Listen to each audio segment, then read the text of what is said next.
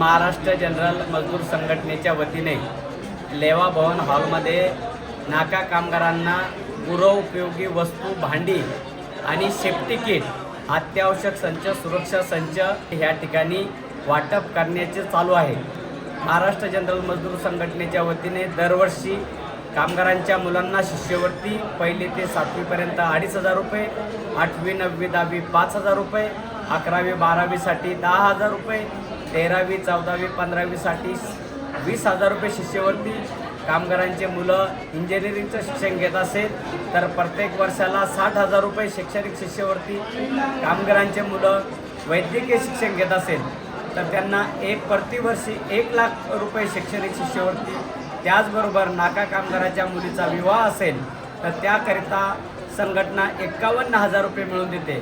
त्याचबरोबर आरोग्याच्या सुद्धा खूप यामध्ये योजना आहेत।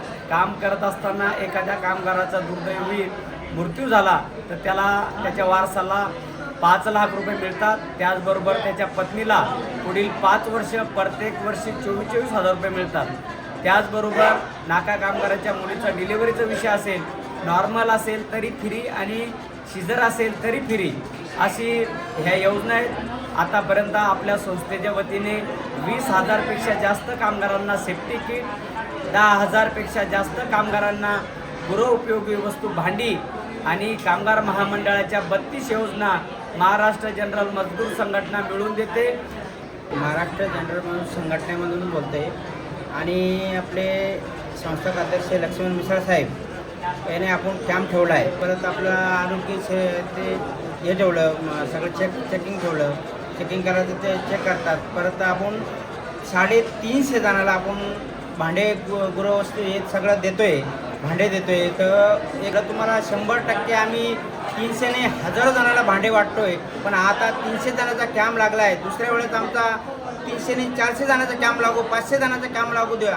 मग ते आम्ही कॅम्पमधून त्यांना सर्व वस्तू त्यांना मिळवून देऊ आणि शिक्षणाच्या वस्तू असू द्या त्यांना रुपये मिळवून देतो आहे। म्हणजे हे सर्व आमचे लगेच लोकांना वाटतं की बाबा लगेच भेटायला पाहिजे, पण लगेच नाही।